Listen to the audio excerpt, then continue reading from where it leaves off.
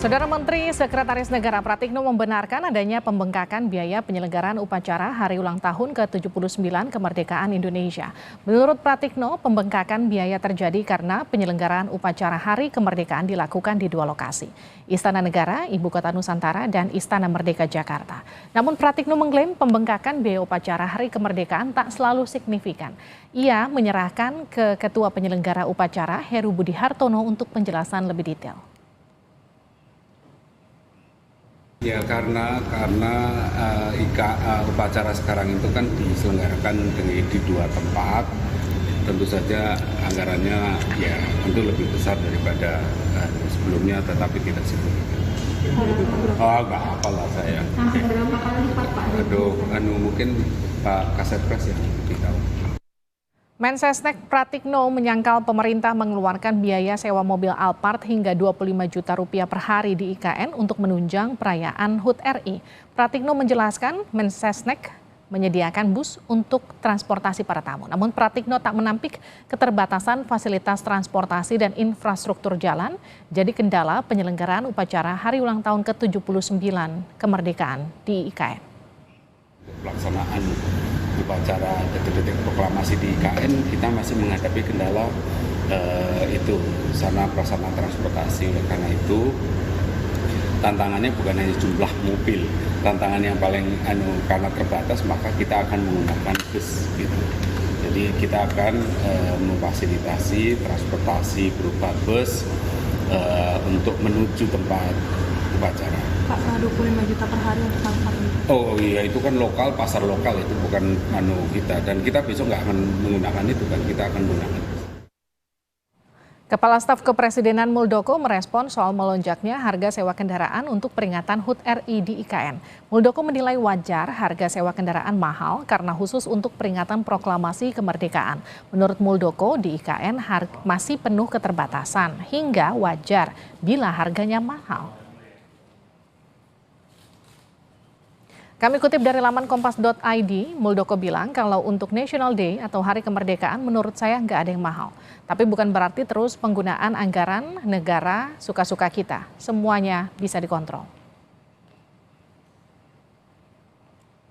Kepala Sekretariat Presiden Heru Budi Hartono membantah sewa 1.000 unit mobil mewah untuk fasilitasi tamu negara dalam upacara peringatan 79 tahun kemerdekaan Indonesia di Ibu Kota Nusantara. Heru menekankan kendaraan yang diperkenankan masuk ke IKN hanya untuk rangkaian presiden.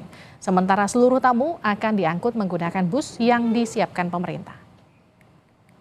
Kementerian Sekretariat Negara tidak pernah menyewa 1.000 unit mobil di IKN.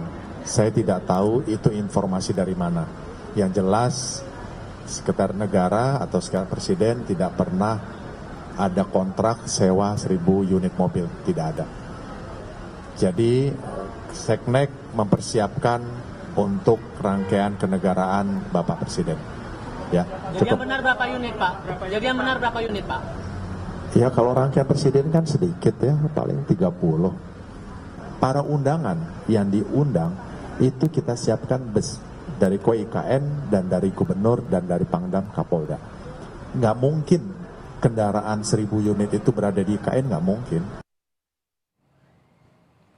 Ketua Dewan Pimpinan Daerah Asosiasi Pengusaha Rental Mobil Daerah Indonesia atau Asperda Kalimantan Timur, Damun Kiswanto mengklaim pemerintah menyewa 100 unit mobil untuk keperluan perayaan kemerdekaan di IKN. Bahkan Damun menyatakan Kemenseknek telah membayar uang muka 50% dari nilai kontrak pengadaan mobil.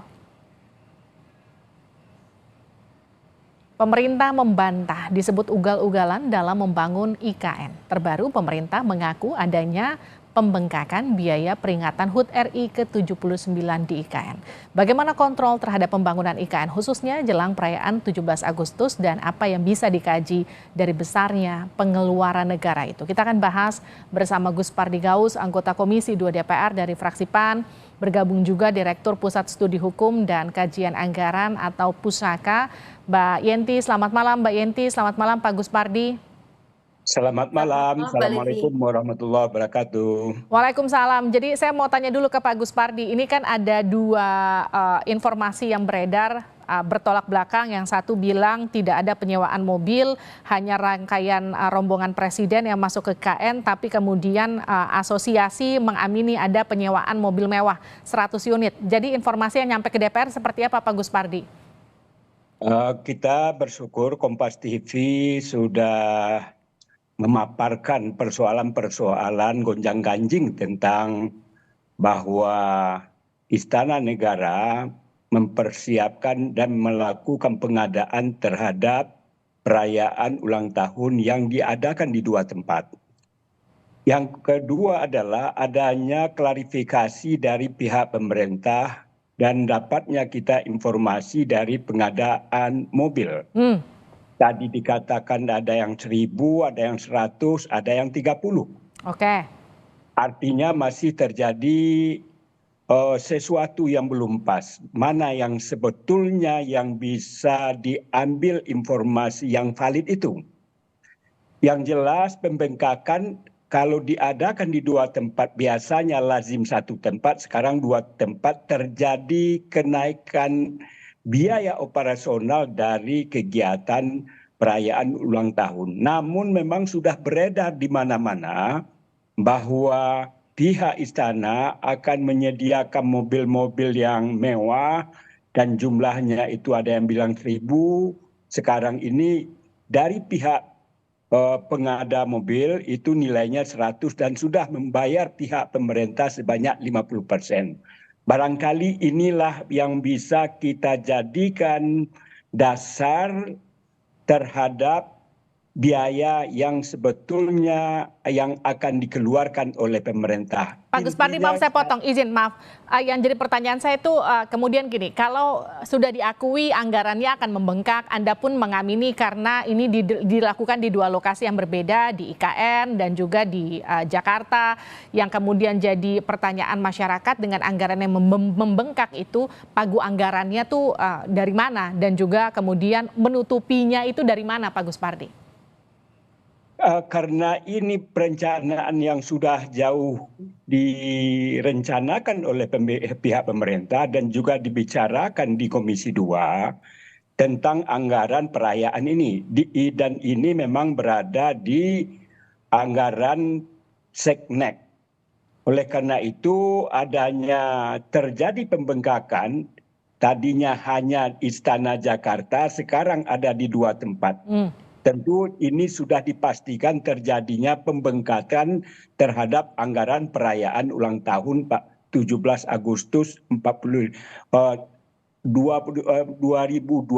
itu. Yang jadi persoalan yang dilansir oleh berbagai mass media itu kan terkesan bahwa pengadaan mobil yang dilakukan oleh asosiasi itu karena jumlahnya yang sangat terbatas di Kalimantan Timur sehingga terjadi upaya-upaya mencari mobil ke Pulau Jawa sehingga biayanya itu sebagaimana dikatakan oleh berbagai mass media ada yang kenaikannya 5 kali lipat dan lain sebagainya. Dan inilah yang perlu dijelaskan oleh pihak pemerintah, oleh Menseknek, kebenaran daripada informasi yang sudah viral di mana-mana.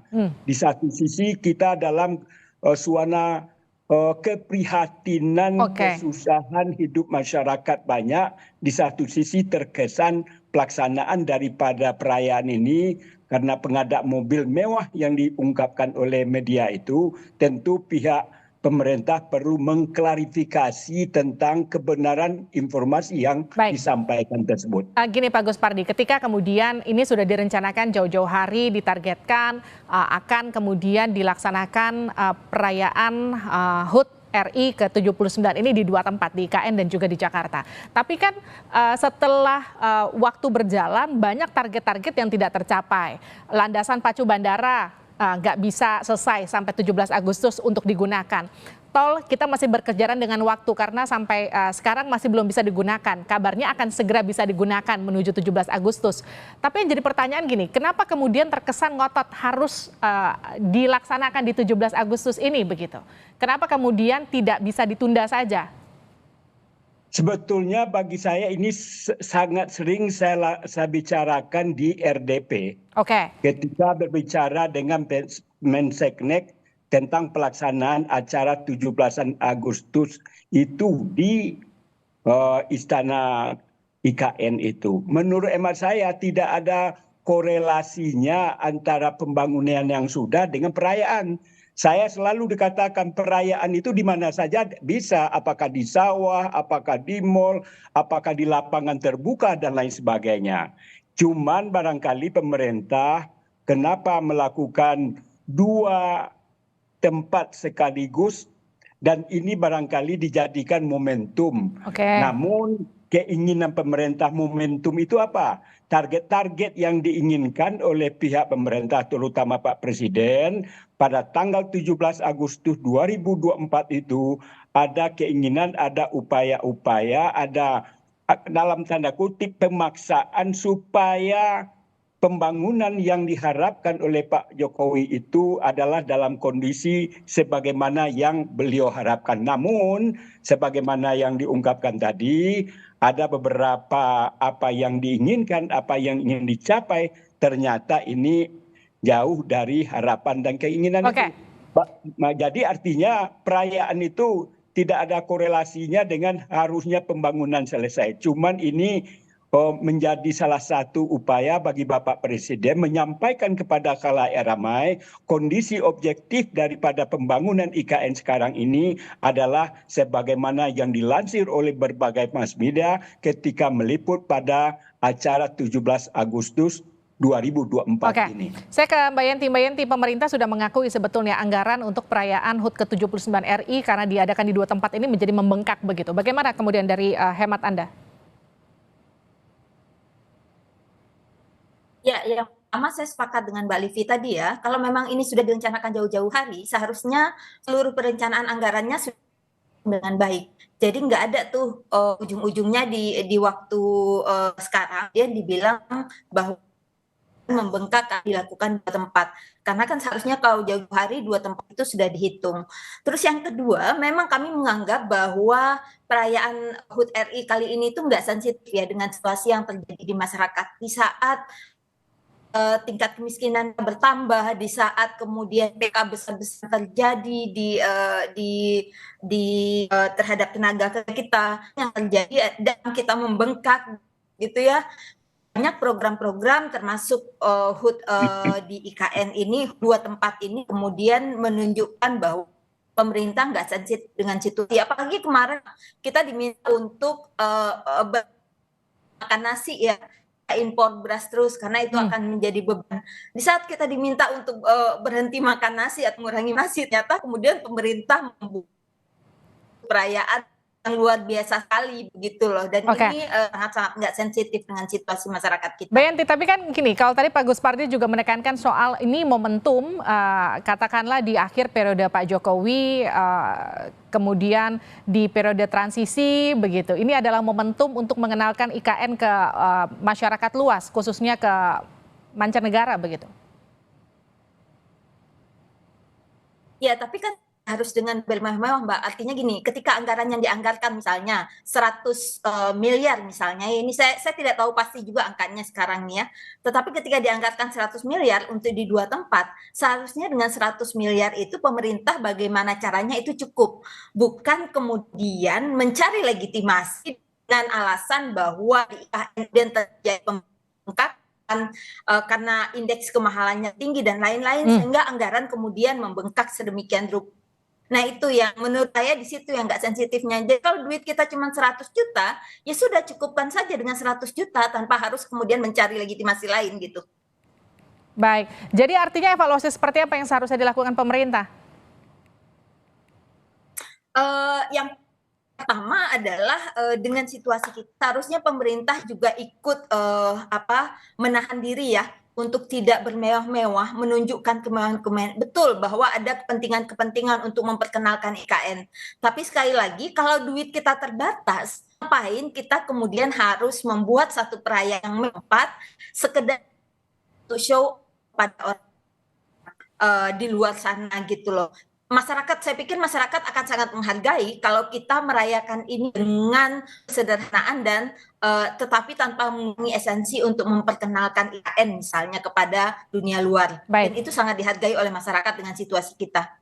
Mbak Yeni terima kasih, Pak Gus Pardi terima kasih sudah bergabung bersama kami di Sapa Indonesia Malam, sehat-sehat selalu.